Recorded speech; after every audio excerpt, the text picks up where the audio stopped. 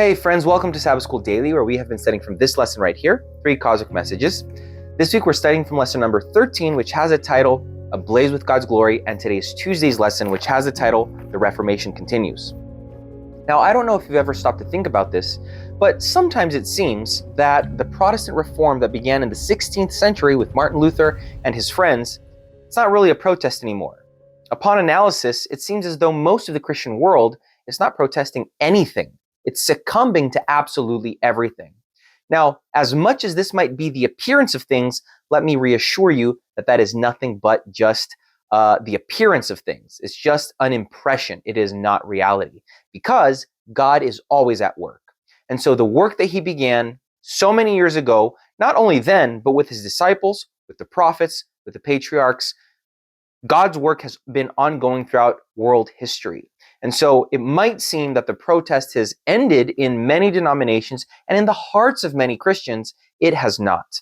There are groups of people around the world that are still ablaze with God's glory and ablaze with fervor in taking the last message of hope to the ends of the earth.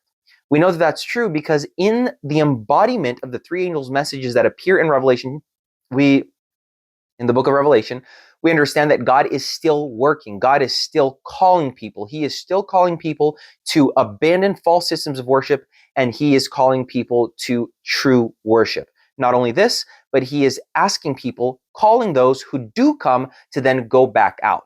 What's interesting and what today's lesson brings up is that Revelation chapter 18 gives a continuation of the theme of the three angels' messages in the person of the fourth angel that appears. This is a fourth angel that comes with authority to create impetus, to give an impetus, a push to those who are here on earth preaching God's end-time message. Revelation chapter 18 verse 1, and this is a verse that the lesson mentions very well today, it says the following. It says, "After these things I saw another angel coming down from heaven, having great authority, and the earth was illuminated with his glory." What do you think it means, or what do you think the text is saying when it says that the earth was illuminated with his glory?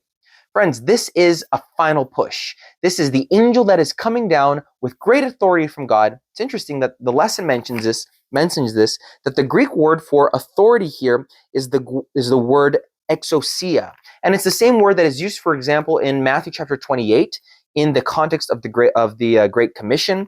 It's the word that appears in Matthew chapter 10 when Jesus gives his disciples authority. So the context of this angel coming down, having authority, and illuminating the world is that in these dark times, and look, we live in dark times. We live in a dark world, especially in these last days. But we also know that where God is, no darkness exists, because God is light, and he grants us that light so that we can be light in a dark world. So what I hope you're following is God is calling you to be light. He is calling you to take this last message of mercy to the inhabitants of planet Earth that are suffering in the dark.